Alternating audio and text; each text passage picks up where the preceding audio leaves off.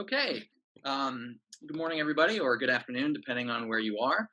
My name is Peter Kong. I'm a board member of the Society of Scholar Priests. I'll be your moderator for this conversation, running the kind of technical details in the background. And it's my pleasure to introduce Walt Knowles, who will be talking with Nathan Jennings about his book, Liturgy and Theology, Economy and Reality. And as a note to you, as we were just discussing, this conversation will be recorded, so if you have to drop out early or if you come in late, it will be recorded and uploaded later to YouTube. So Walt, I turn it over to you. Thank you, Peter. This morning, I'm going to be talking with Nathan Jennings. Nathan is the professor of liturgics and Anglican studies and director of worship at Seminary of the Southwest in Austin, Texas, where the Society of Scholar Priests will be having its annual conference in May. Nathan is a native Texan and did his divinity work at Yale Divinity School, did his doctoral work at University of Virginia, studying under John Milbank and Augustine Thompson as his two leads. Nathan is a little bit unusual in a liturgical conversation. He is a liturgical theologian, and unlike most liturgical theologians, actually has been trained as a theologian. Most of us who do liturgical theology are trained as either pastoral or historical people. So he comes with real credentials. So I would like to welcome Nathan and invite him into conversation with us this morning. Welcome, Nathan. Thank you, Walt. It's good to talk to you. It's always good to talk to you, so we're going to have to rein our conversation in so that we can make it interview-like. Yes, Nathan and I have known each other for, must be 5 years or 6 years now. Ran into each other at liturgical conferences and such. And I've really enjoyed being enriched by his conversation. Likewise. Thank you, Walt. Well, Nathan, since we're looking at your new book, which is actually still, wow, somebody's wanting to talk to us. And this is actually a continuation of the work that Nathan has been doing in liturgical theology. But Nathan, what specifically led you to put together Liturgy and Theology, this book at this time? Okay, that is the question. That's the start question. Well, like you had previously said, Walt, I was trained as a theologian. So I did, I guess, kind of the equivalent of systematic theology at the University of Virginia. I studied with John Milbank and Eugene Rogers and other great people there at UVA at the time. And so I was pretty sure that I was going to be a systematic theologian somewhere. And then what happened was the position for liturgy. I developed a relationship with some of the folks down at Seminary of Southwest, including the then academic dean. And the position that opened was not the theology position. The position that opened was the liturgy position.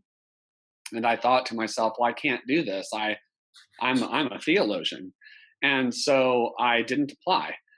Then later in a conversation with my advisor, Eugene Rogers, I said, oh yeah, the academic dean down at Southwest wants me to apply for a liturgy position.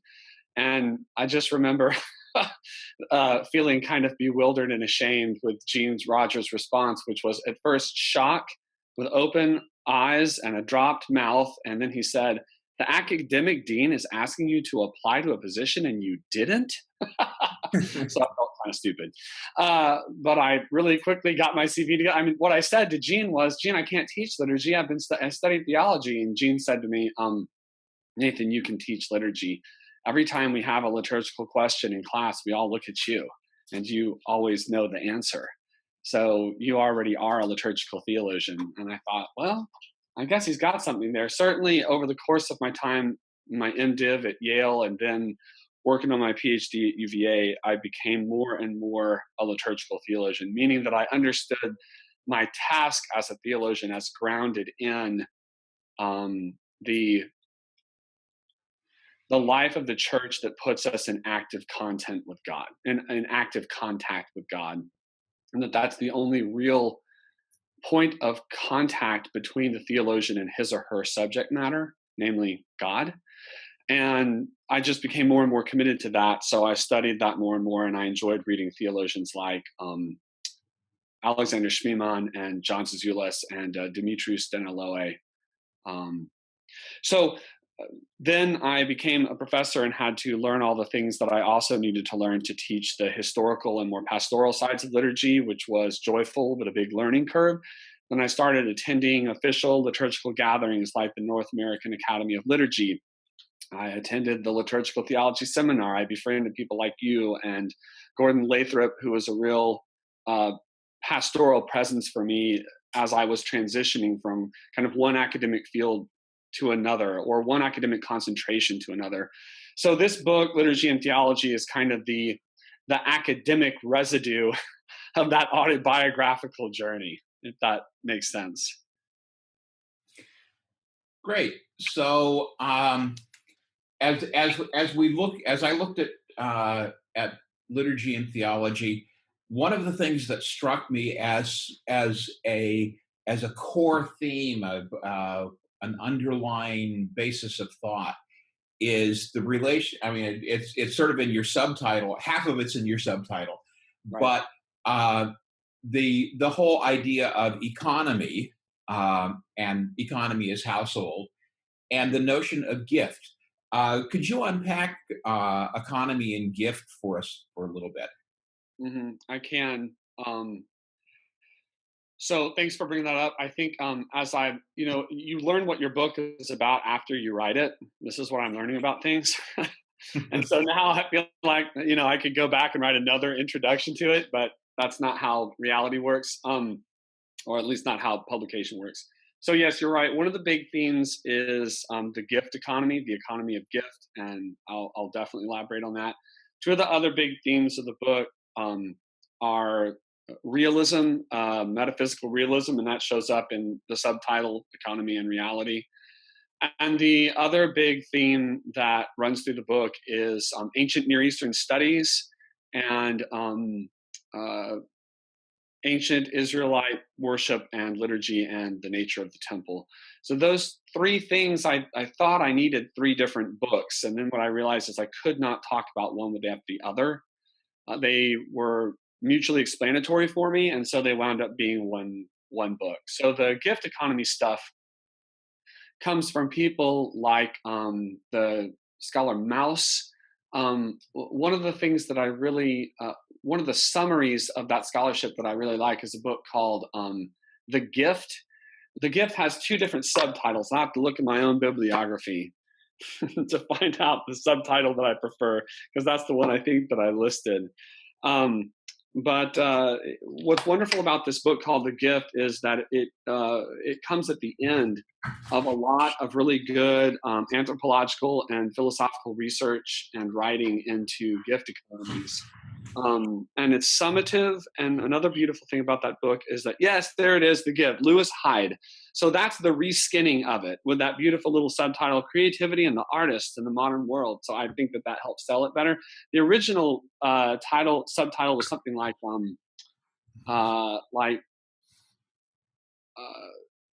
the gift or something like the erotic in art, or the erotic nature of art. So what's cool about what Hyde is doing is that he is trying to use the anthropological kind of discovery of gift economy as a way to make sense of the nature of art and the use of artistic talents, and to do a little bit of a kind of armchair sociological explanation of why the arts are increasingly less valued in modern Western culture. So he does a really great summation of the gift economy. And some of the ways to look at that are to do a little bit of compare and contrast. So we have a market economy, or Walt, you used the word yesterday when we were prepping for this that was really helpful. Just exchange. Exchange, yeah, or transactional. Transactional. That's it. So we are used to a more transactional economy. So a transaction, at the end of it, nobody owes anybody anything. And at the end of it, your side of the exchange is safe and guarded. When you have a gift economy, you are taking part in something that has to do with hospitality and openness, and you are welcoming somebody into relationship. So, a gift economy can't work with less than three. It doesn't work with just two, whereas an exchange commodity economy can. You can just have a seller and a buyer. You've got to have three in a gift exchange because the gift has to flow. When you receive the gift, you have to pass it on or its equivalent to another party, because you can't simply give it back to the person that gave you the gift, or it would collapse into exchange. Does that make sense? Okay. Mm-hmm. Okay. And so what it does is it creates a relationship of flow. And another thing that is really amazing about a gift economy, as opposed to an exchange economy, is that it allows for the possibility of transcendence. So, for example, the Maori on the island of New Zealand, they believe in the Hau, I think I'm pronouncing it right, or the Hua, which is the spirit of the forest. So before they go on a big hunt, they pray to the spirit of the forest. They go in and they hunt, and what they do is when they come back with game, they give a certain kind of culturally understood normative portion of it to the priest of the spirit of the forest, who then also takes of his portion a certain portion that he burns back to the spirit of the forest. And thus you have this cycle, so that you can never be completely assured. But if you've pleased the spirit of the forest, then you can trust that the next time you need to go on a hunt, you're in good graces, and you promise the spirit of the forest that you're going to return the gift and also sustain his priest. And this is something that should sound familiar to us as Christians, because this is exactly the way the ancient temple cult worked, or at least is described to have worked when it was doing its job right in ancient Israel, right? Where you have the Israelites bringing their first fruits to the priests taking their portion, and then the priests giving an appropriate portion to the Lord. And the Lord promising that if we make good on our tithes and our offerings and bring pure offerings of the first fruits, that he's going to open up the floodgates of heaven and continue to rain down all the gifts upon us that we need in order to sustain ourselves. So economy is always about sustenance. It's about getting needs met and being protected from harm. It's about creating a household and a safe house. And so in our modern Western economy, it's really hard to imagine this gift economy, because this has pretty much just been reduced to the family, kind of what we call the nuclear family. But I mean, I even know of some families that are like, I've got to teach my children young, so they can be raised up in the ways of capitalism. So if you need money, little Timmy, then here, I'll loan it to you on 10% interest. I mean, I've actually heard of this happening. I think people actually do this with their kids. So, okay, I get it if it's like a little object lesson. But in general, families tend to share. And that's a gift economy. I mean, a funny example of gift economy comes from my own family. My father's side of the family, every Christmas, there was this rubber chicken. And it was always somebody's job to take the rubber chicken and wrap it in about 3 different levels of wrapped package, and then they would pass it on. And so when you got the rubber chicken, everybody would just hoot and laugh, and you'd take pictures with it. And then you had to hold on to the rubber chicken until the next year, and then you'd surprise people on who you gave it to. That's a kind of comical example of a gift economy, but it helps a Western person that's pretty divorced from a gift economy anthropologically to understand what I'm talking about. Is that enough of an elaboration at this point? Walt, you want to have a follow-up question? I think one thing I want to follow up on that, and since it's a conversation, I'll pontificate for a moment. I've been looking at the religious relationship between the First Nations peoples of the Pacific Northwest Right. and supposed Christians who were part of the 19th century suppression of their culture. And notice how strong the and how in many ways fully the potlatch culture of the Pacific Northwest, which is a gift culture and is based on always giving away and never owning anything, Yes. really reflects the New Testament model of Christian life much more than what we tend to do in the West. Yes, very interestingly so. That's a good point, Walt. Yeah, and again, in Hyde's book, The Gift, he talks about, he uses the potlatch culture of the Pacific Northwest as a key example of making sense of gift economy. Now, a real quick caveat: this isn't a simple, let's be Marxists and hate on capitalism kind of narrative here, okay? Because one of the really good points that Hyde makes is different economies are good for different jobs, okay? So if you want to create a corporate body, then you need to exchange gifts. If you want to keep your corporate body or even individual body separate from others, but you still want to have a relationship of exchange with another human being, then you'd better keep it a commodity economy. Mm-hmm. You need to make sure your debts are completely paid out. An example of this would be like Abraham, right? He wants to bury Sarah. I can't remember the name of the tribal people, the Ammonites. I don't know. One of the locals there in the Levant said, "Here, take this cave and the whole field in it. It's yours now." But see, Abraham knew that if he received it as a gift, that his family and nation would be joining with this family and nation. And so that's why in the scriptures he keeps insisting, "No, I'm going to pay you every penny for it." Not because he wasn't grateful that it was offered, but he knew what it meant to accept the offer, and he knew that he was the father of many nations, and he needed to keep that boundary separate. So he paid him all the silver pennies and completely bought the field and the cave, and that's where he buried his wife. So there's no remainder left over. The two have done a fair exchange, and they're not in a relationship beyond that anymore. And so there are relationships in our lives as human beings that we need to keep that way. But when we're trying to generate a shared body, extend the boundaries of our bodies and generate corporate bodies and expand them, the gift exchange is the most appropriate form of economy for that. And that is what's going on in the ancient church. So a key example of this, for example, is why St. Paul is so interested in throughout the New Testament, in the Jerusalem collection, it's sometimes called, right? He goes around and he tells people there's a famine in Jerusalem. Give money. We need to go. You're wealthy here in Ephesus. You're wealthy here in Corinth. You, the wealthy in the church, need to fund those who are poor in the church. One of the ways that Hyde puts it in his book, The Gift, is just like the blood in our veins pumps to the part of our body that needs the energy from our red blood cells as appropriate to the need. So too then in our corporate bodies, the gift flows to the neediest member. And so St. Paul was trying to facilitate that. He was the heart pumping in the circulatory system of the body of the ancient church. And this is beautiful because, of course, Paul understands Christ as the new temple.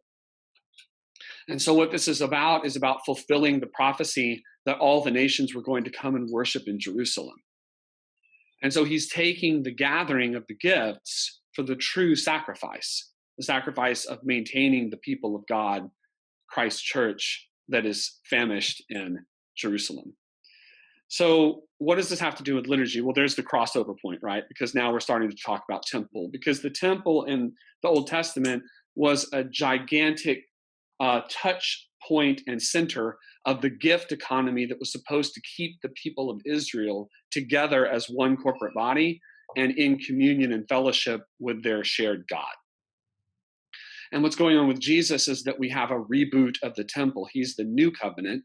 So he's the new temple, and the franchise of the temple opens so that now even the nations can be invited into the corporate body of this Messiah, and the gift economy can flow and spread.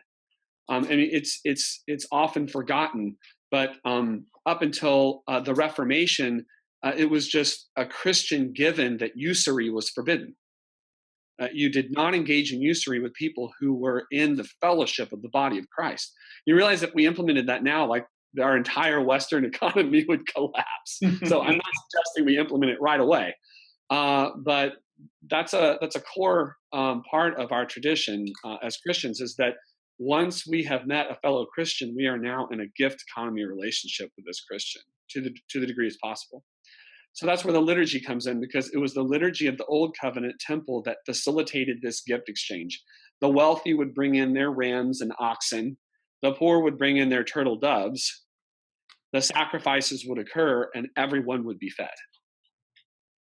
And so then the flow of the gift would continue. The priestly caste and the Levites would be maintained, etc. What's going on then under conditions of the New Covenant is you have the local gathering, Christ's little flock that sojourns in Ephesus. I don't know why I ask my students, I always pick Ephesus as my example, ancient city. I don't know. Maybe I like that letter best of Paul.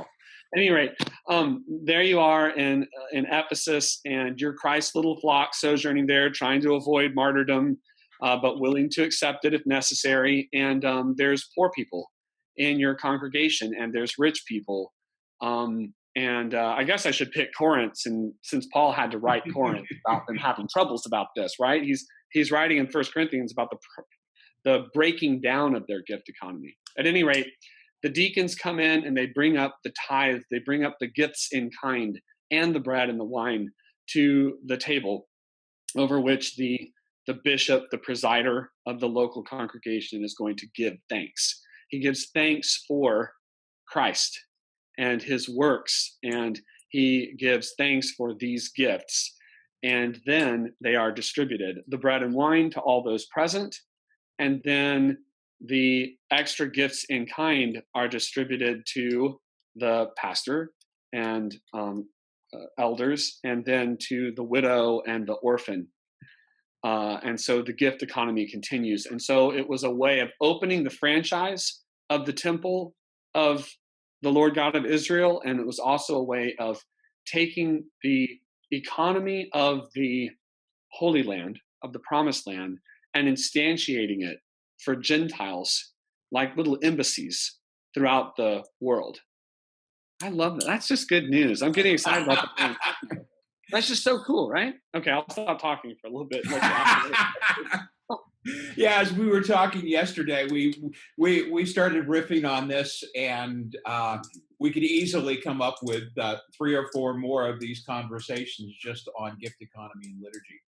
Yes, that's probably and so I'm going to encourage everybody to take a read, particularly the first 2 chapters of Nathan's book, and do some real thinking about what that means about our life as Christians in a modern transactional economy. Well, you got into this as a theologian, and in this book you've picked up one of liturgy's or liturgical studies big phrases, Theologia Prima, and people like Kavanaugh and Fagerberg and a lot of other liturgical theologians who weren't trained as theologians brought that into conversation. I just want to note as a disclaimer that it's Walt that keeps saying this. Okay, all right, go ahead, Walt. Okay. So it's first theology is a tough little phrase in our discipline, and you have in many ways in this book done a maybe it's a redemption or a transformation of that, and I'd like you to unpack that. And first theology sounds like a temporal phrase. Liturgy comes first, and then we think about it. Is that what you're getting at? Yeah, no, that's not what I'm getting at. Although I do think that that's sometimes the way it seems to be presented when people talk about theologia prima. Um, so again, I don't know. I know there's a lot of some other folks listening, and so and I don't want to take up too much time, but I think a little bit of background would help.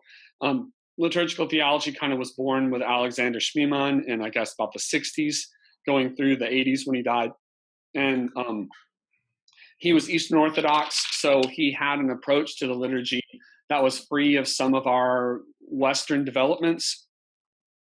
But he was very much influenced by people like Henri de Lubac, who were trying to return to a more Augustinian notion of the relationship of nature to grace, and therefore of the nature of the relationship of God's created cosmos to the nature of God. Um, and that very much influenced the way he reflected on liturgy, although, of course, he was trained as a very rigorous historian of liturgy, which is where all of this began. It's how the liturgical renewal movement began, was rigorous historical study and historical rediscoveries. Okay, it gets passed on to Aidan Kavanagh, a Roman Catholic, and it was Aidan Kavanagh who coined the phrase theologia prima, meaning what he was trying to say in coining that phrase was that liturgy, the very act of worshiping God, is our primary instance of doing what we call theology. It's our primary mode of not just theological discourse, but enactment of the theology that we inherently believe, whether we're aware of it or not.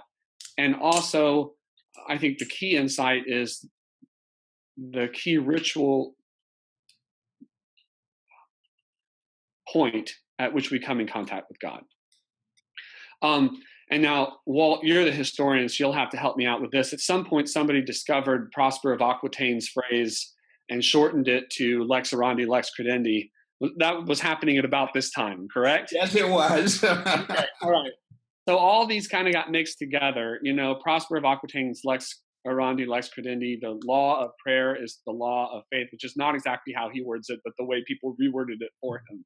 We'll just tell you what we think he really meant, And they all kind of got mixed together, and it wound up getting interpreted as though if you simply study the ritual behavior of Christians, you will figure out what they believe. And there's a lot of basic truth in that. But the problem was that it was grounded in historical research that looked at liturgy as a monolithic reality. So what happened in recent developments, say from the 90s forward, was that historical liturgy scholars came in and started doing what scholars do, which is pulling apart the ideas of the previous generation. So they came in and they were like, there's no such thing as, theologia prima. Liturgies have been constantly influenced by what people taught and thought and the theologies of the day. And the idea that human beings are a tabula rasa that walk into a liturgy and all their theology comes out of the liturgy is kind of bunk, is what they were trying to say. What I felt every time I read these historians was I understood they were trying to be historically rigorous, and I appreciate that. But what I felt was that they were missing the primary insight that people like Schmemann and Kavanagh had grasped, which was more of an anthropological and even metaphysical insight, which was that it was about the relationship of discourse to behavior. And it's like squares and rectangles. Okay, so every square is a rectangle, but not all rectangles are squares. And all human discourse is a behavior, but not all behavior is discourse. And so looking at those fundamental patterns of behavior shows us a kind of bigger categorical bucket to put our discursive approaches to God inside. And I think that's the primary insight of theologia prima. It's that the liturgy shows us a form of human behavior that is a behavior pattern more fundamental than mere discourse about God. And it is the behavior that shapes and is the context wherein we deliver our discourse about God. Walt, you're the one that pointed out to me that the ancient understanding of theology was just how do we hymn the gods? The Greek understanding of what theology meant. What are the words? How can we discern the words that are most appropriate for hymning the gods? So it's a doxological thing. Walt, you and I have talked about that, but my emphasis is doxological here. So you asked me the question differently yesterday when we were prepping for this, and so I'm going to answer that question again for folks because that was an interesting. And that was, what is the liturgy that is Theologia Prima? So the historians are right. If you just go to the Sunday evening service, 5 o'clock at St. Mary's Mass down the street, that happens specifically just on this Sunday, and so is different than what happened the Sunday before and what will happen the Sunday after, is that Theologia Prima? In one really important sense, no, it's not. It's an instance of something that's repeatable, but always unique case by case. And so the historians and the ritual theorists are right to point out the necessity to honor that particularity. But my point in the book is that the primary meaning of the word liturgy for a theologian is not necessarily one of these particular instances, but rather the heavenly liturgy that renders cosmos out of chaos. God creates and calls forth being out of nothing, and that creation returns praise to him. See, creation has been given the gift of being, and so the gift economy is initiated. And so the angelic hosts give the gift of praise and thanks back to God, and the dance of that cosmic liturgy renders galaxies and planets and oak trees and squirrels. It renders order, and it renders a beautiful cosmos. Now, again, for people that are freaking out thinking that I'm saying angels create anything, I'm not. God creates everything ex nihilo, absolutely. But the angels are a means through which God creates almost inadvertently, like a woman that keeps going to the creek to get a pail of water, and after a while there's a trail there. The angels keep praising God, and after a while there's galaxies and atoms and things like that. And it's not even necessarily their intention. But now I'm going off on a tangent there. But the point is that, heaven and earth is full of God's glory, and heaven and earth actually are one. It's we that fail to see their unity, which is why we need apocalypse, and why liturgy is apocalyptic, because in that individual instance of liturgy at 5 p.m. at the Sunday Mass at St. Louis Catholic Church, or I think I said St. Mary's, but you get my point. You are manifesting that one eternal cosmic liturgy. And it is becoming manifest to you, and with faith and with genuine participation, which I would say is willingness, and to your ability, actual participation in the gift economy that's erupting in that place, you share in that cosmos, and that cosmos spills out and grants order to the common life of your local community and common life to you. Great. Yeah. One of the things that you sort of wrap this together, tie a bow on it in the book that really struck me and moves me, is that divine service, which is just one more way of translating liturgy, is a gift of the liturgy in the heart of God. That this whole first theology is tied up with ascesis, with theosis, with divinization, and that it all comes back to God's gift. Let me move. Well, you sort of do it as we get into the last couple of chapters of your book, to the more practical side, and of course our annual conference has liturgical formation as its topic. So given the theology that you are presenting, do we form the liturgy, or does the liturgy form us? Yes. Do we form the liturgy, or does the liturgy form us? So again, this is one of those questions that can only be answered when you ask, at what level of scale are we using the word liturgy? So let me go with, I'm debating this in my own mind, which one I should go with first. Let's go with the one that leaps into most people's minds when they first hear the word liturgy, which is this very particular thing that we're doing down the street at the church every Sunday. That liturgy is something that has been received as a gift. And that liturgy has been received as a gift from above. It's a gift from God, If it is not, then we need to stop wasting our time with it. But we who believe that it really is a gift from God then need to engage it. It's also a gift that we received from previous generations. We don't, unless we're kind of Moses or Jesus, we're not receiving liturgy in a vacuum. And even Moses and Jesus are receiving revelations within a tradition and a stream of behavior that they already inherit. So that's just a part of being human. Unless you're Adam and Eve, you're not at the beginning of it all. And you are inheriting a shared and corporate human body and its habits and patterns. So in that sense, I'm wary of one generation kind of meeting in committee and thinking that they can imagine what the perfect liturgy is, and then just by committee vote make the perfect liturgy, and we're all done. That's dangerous because it's something received over time and over vast centuries of human tradition. However, insofar as we receive things as human beings over generations, of course, the liturgy has and does change the way that human cultures change and human languages change and modify over time. So in a sense in which we receive it and have to actually instantiate the liturgy genuinely Catholically in our locations, our languages, our cultures, yes, of course, we do shape the liturgy. Okay, now, however, the liturgy is a gift from God.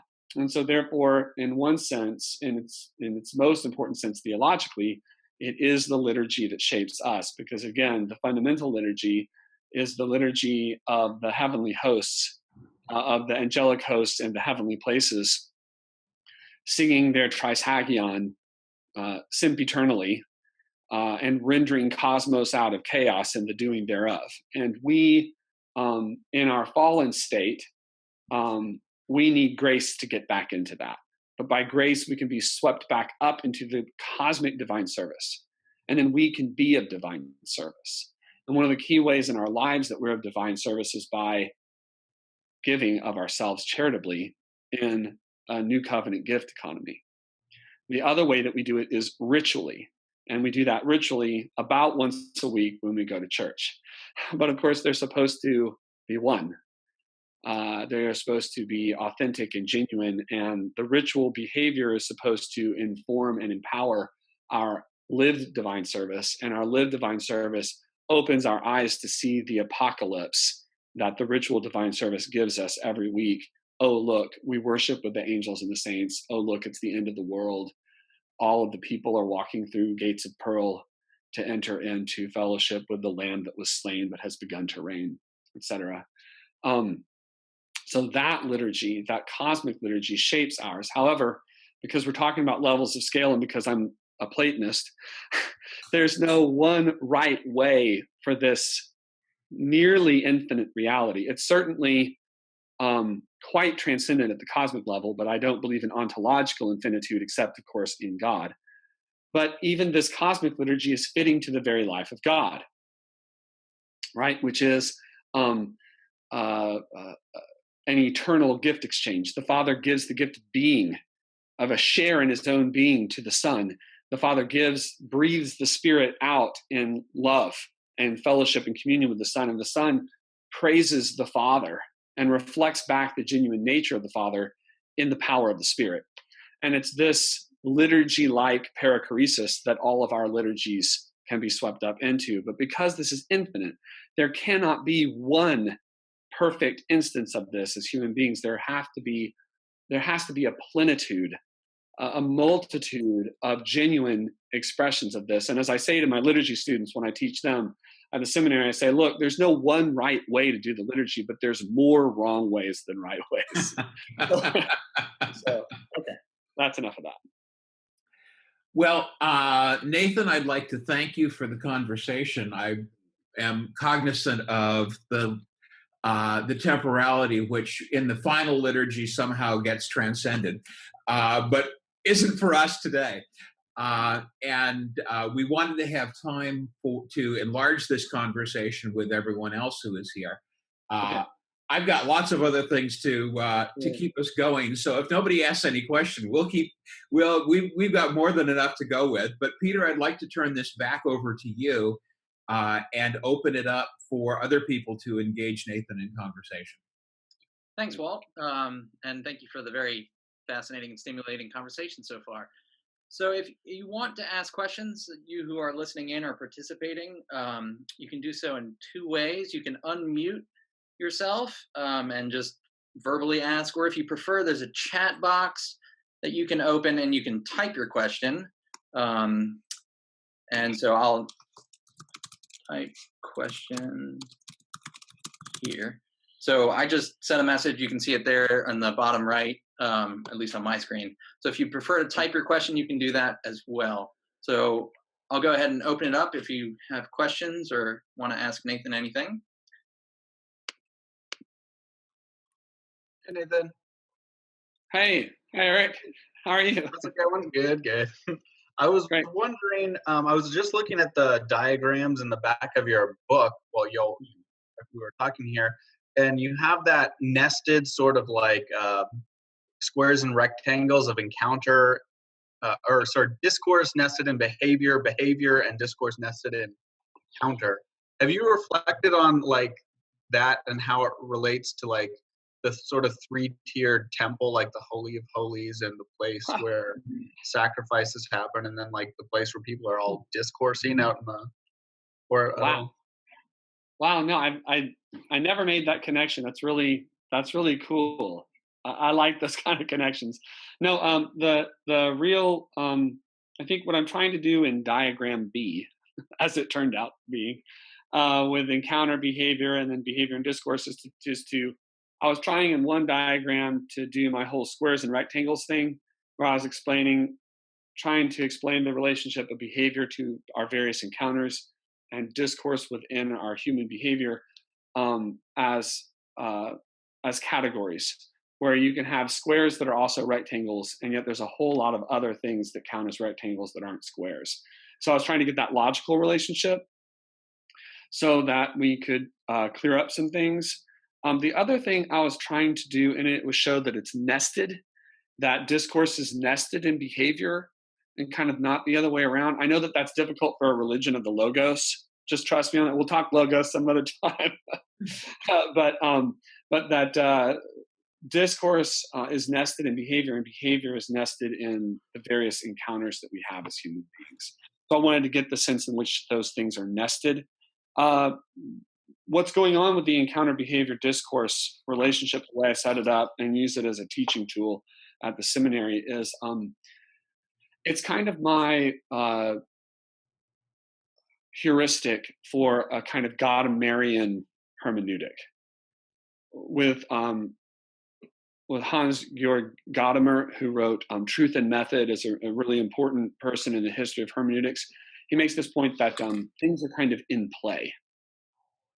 And we really can actually enter into play with this reality together, even though the ball is always in motion and we're always passing the ball off to each other, and we can never have an exhaustive account of the ball or what playing ball means. For example, he also uses this analogy of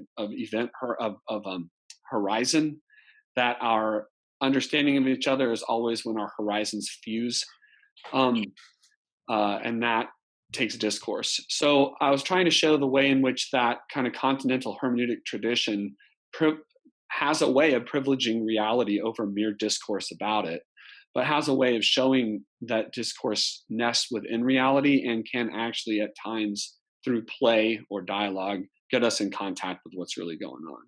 So I don't know if that directly answers your question, but I wanted to give some background as to why I created that diagram. Thanks, Eric. Hey, Nathan. Oh, hey, it's Caleb. Hi, Caleb. How are you? I'm okay. How are you? Good. Quick question. So one thing that struck me in the conversation, and obviously looking through the book, in the ancient world, this gift economy thing would not have been hived off in some religious quadrant of life. In fact, the gift economy, in many ways, destructs those boundaries. So so for us now in a transactional economy, in what sense does moving in the direction that you're proposing require like renunciation of a certain kind of thing, and as opposed to just like over here in our churches we have this gift economy, which doesn't actually affect what the gift economy is, because that by nature exceeds the boundaries of quote unquote religious life. I don't know if that makes sense. But It does. I think I follow your question. Let me see if I can reflect it back to you and get the thumbs up from you. But it sounds like you're asking kind of, to use language I hate, the practical implications, so to speak. Like, how can we translate this over? This was not a foreign thing in the ancient world. It was the definition of a people group's economy, and it still is for many non-Western cultures today, like Trobriand Islanders and their shell gift exchange and all that. If Christians want to engage in a really genuine liturgy, what could that possibly look like for us who are pretty much trapped in a commodities only or transactional only economy? Have I got you right? yep. Okay, great. I don't know. I don't know. That's the honest answer. Is that, you read these books, like there's that really conservative Dreher guy. Is that how you pronounce his name?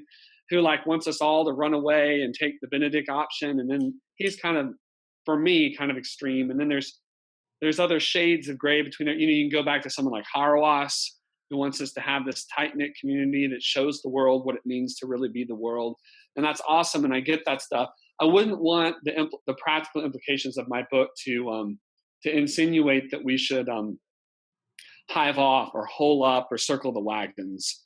And also, I'm also coming to realize I've definitely been influenced by kind of the red Tory approach of some of the students of radical orthodoxy, but I'm just not comfortable going entirely Marxist any more than I'm comfortable going entirely,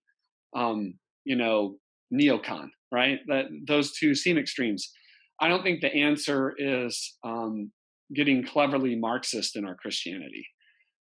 I think it's about entering back into the mystery of the liturgy so genuinely, being so overwhelmed by transcendence and by the infinite nature of the gift that we start leading holy lives again.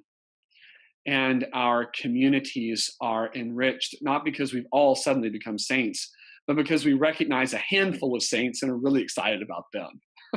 I think that's more realistic, and say, look, that's what it means to be a Christian. How awesome. Keep on doing that, Mother Teresa or whoever. I give that as an example, right? And then we have that's what it meant to be a saint. That's why the church honored saints. Look, this is what it means to really give and to really be so trusting of God's infinite gift that you can pour yourself out. And it inspires me every now and then to give a little bit more than I might have in my selfishness and my fear. And then you just wait for the miracle to happen. Another thing that I hate is Western activism. I hate the idea that if we can just get things together, we'll just transform the church and everybody will come, we'll reestablish Christendom and everybody will be coming back to church in droves. I just don't see that happening. Instead, why don't we just treasure the gift that we have and exalt it and celebrate the mystery together and see what God is going to do with it. It's a Malachi moment. So instead of the Benedict option, let's trust in a Malachi moment. How's that, Caleb? Okay. All right. Thanks, man. Thanks for the question. It's kind of cheesy, but good. Thank you. I do the best I can. Hi, Nathan. Hi. So my question follows off from the discussion we were just having. It seems to me that people living in the West appear to be capable of living in this hybrid economy when it comes to our family, that our family is able to have this gift economy even when the rest of our world is so transactional. So I'm wondering then how the church can take on that role of the family, which Paul clearly intends for it to, and Jesus perhaps intends for it to as well. Yes. Beyond biology, and not to sort of, cloister ourselves, as you have ably said we perhaps should not do, but that if the church could, or is there a way that the church could define itself in that family role as opposed to more that corporate role that perhaps we did more during Christendom? Yes, I like that. Thanks. I think, and I didn't get your name. I'm sorry. I'm Jordan. Sorry, I thought it was on the screen. It's okay. Oh, yeah. Okay. I didn't know whether it was your first or last name. Sorry. I just wanted to say. Hi, Jordan. Nice to meet you. Thanks for the question. And again, it's very practical, and practical questions are good. But like my answer to Caleb, my very first honest answer has to be, I don't know. I don't really know. I worry about these things. I think about these things. I want, like everybody probably signed in here this morning, this day, I want a really genuine, vibrant expression of Christianity to surround us. I think that there's things that we'd have to initially watch out for. One of the things that churches can really draw is really hurt people, people without boundaries, people that are potentially dangerous and harmful to other people. And if we just throw open the doors and pull a St. Francis, people can wind up getting hurt. And so I don't want to sound like I'm endorsing boundarylessness. I think to be a body that can strongly give wealth away, you have to have a coherent body. And to have a coherent body, you have to have coherent boundaries. So I want to make sure I stress that right up front. That said, I think there are ways that we could creatively imagine how our local Christian communities could embody something like the radical new family in Christ that we're supposed to be. But I'm just a humble theologian, and what I need is like a really charismatic leader type to take my ideas and prayerfully figure out how to embody them. But again, not to punt, but try to really genuinely engage your question, I would say, let's begin it all with a refocus on the mystery of worship and the doxology itself, and see through the gifts that we are surprised by, that we receive from God when we really approach the liturgy with genuine doxology and a genuine immersion in mystery. Let's just see what gifts God gives us and see what starts to unfold. I guess what I'm really calling for or hoping for is the work of liturgical renewal is not over. It was never finished. And I think we need a new generation of people to continue the work of renewing liturgy. All right, I'll stop talking. Thank you for your question. Yeah. Mm-hmm. Hi, Nathan. Can people hear me? Yes. Great. Okay, I wasn't sure about that. My name is Tom. Hi, Tom. Hi. To your point about there are more wrong ways than right ways, I remember I had a friend who became a liturgy professor at another seminary. He and the seminary will remain nameless. But after going to repeated faculty meetings and other meetings where they kept trying to reinvent the liturgy, finally, in exasperation one day, he said, folks, there is a shape to the liturgy. And interestingly, later on, as I was contemplating attending that seminary at a prospective student gathering, I asked all these different faculty members, what's the tie that binds here?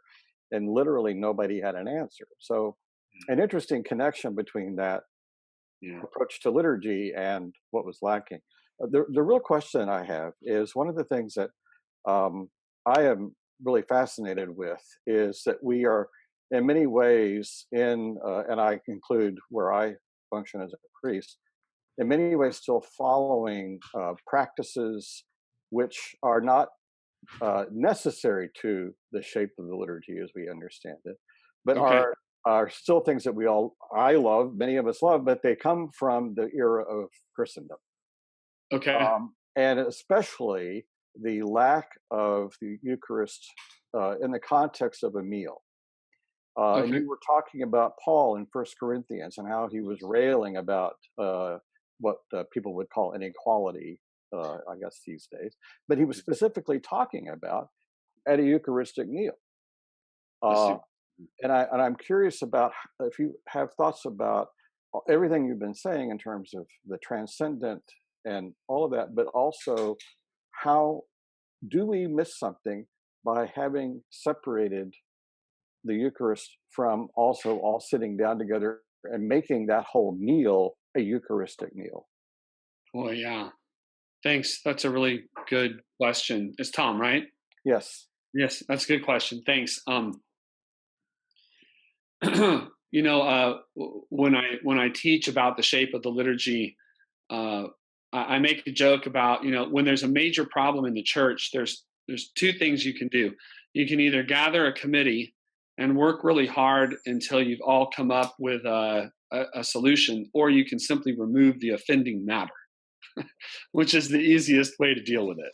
Yeah. And that seems to be the case that happened in the early church, as evidenced from 1 Corinthians. Is 1 Corinthians gives us this real picture of what would later be called the agape meal, and what would later we would understand to be called the Holy Eucharist, the divine service that we're used to today.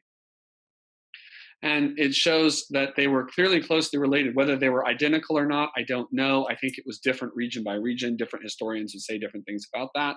But clearly they were closely associated, and probably in some locations they were identical meals due to the nature of the Jewish table fellowship meal. And a lot of people think the Eucharistic prayer, for example, is in some way related to the kind of table fellowship meals that happened at Jewish table fellowship ritual meals. Mm-hmm. It seemed to have fallen apart. It seemed to not be something that could hold together. And I think it's sad, but I think, Tom, my initial response to you would be that it might be nostalgic for us to think that we could go back and retrieve something like that, something that was abandoned so early on in the tradition. There may have been some holy spiritual wisdom in that, to just say, you know what, this is going to create difficulties. Let's have the agape meals when we can. But otherwise, let's make sure that we do this important ritual meal, and make sure that the ritual meal spills out into genuine caritas, genuine agape. Mm-hmm. I think about, say, the Cappadocian fathers, who were probably, I would guess this, I haven't read a book about this, but my guess and my knowledge of these things, and Walt can come in and tell me if I'm telling the truth or not. My guess is that by then in Cappadocia, they're not having agape meals with the Eucharist anymore. But the Cappadocian fathers instead founded the very first hospitals, So there's ways in which we can have genuine liturgy without necessarily trying to attempt to retrieve something that's been pretty far lost to us historically. All that being said, Tom, I'm not trying to kind of denigrate what you're saying, which is, I think of just like a good old Lutheran potluck, right? Isn't there a way for us to just make our local concrete gatherings of the Christian body more genuinely family-like, like Jordan's question, where yes, we do our ritual behavior that we've inherited, and we don't touch it because that's dangerous, or we don't mess with it very often. Right. And then we also have that table fellowship, and we show the people through good mystagogy that the ritual behavior, the shared potluck, and giving to charitable activities and to the needy of our community are all one. They create one economy of divine service. So that's my best off the cuff answer. All right, thank you. Mm-hmm. And Nathan, I think that's a great place to tie a bow around this. Okay. I was introduced to Nathan's book, and let me close with that, and then I'll turn it back over to Peter. I knew you were working on it, but I was visiting with Lewis Weil this fall, and he said, "Have you seen Nathan's book? You've got to read it." And those of you who might know Lewis is downsizing into a smaller apartment, but he said, "This is one of the books I'm taking with me." So you all need to be. To take Lewis's example and make sure you take a read through that, and part of through Liturgy and Theology, and part of the reason that Lewis is taking it with him is that Nathan provides us with an understanding of what Lewis calls generous sacramental symbol, and I think that's what we've been banging about as we've talked about gift economy and how we make family. And how we, and if we take baptism seriously, the renunciations we make, if we renounce Satan, then that's going to do certain things to our economic behavior in the world. Yes. And so I would pass on to you all Lewis's very strong recommendation that you spend some time with Nathan's book.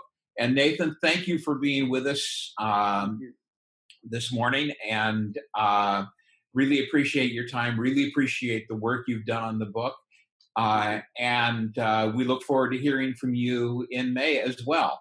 And so let me turn this back over to Peter and let him close us off.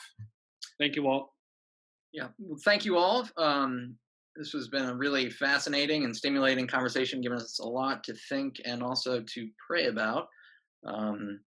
And so, like I said before, this webinar conversation has been recorded, or I'm recording it now, and will be posted later to YouTube. And you can find a link on the Society of Scholar Priests Facebook site, and maybe I can get Walt also to send out an email blast. So you'll be able to find both the recording of this webinar and then the last one we did last month with Lyndon Shakespeare and Kara Slade is now up, and you can find that on our on the YouTube site. And so thank you all for participating, and I pray you all have a blessed day and a holy Advent. Thanks, everybody. Thank you. Bye.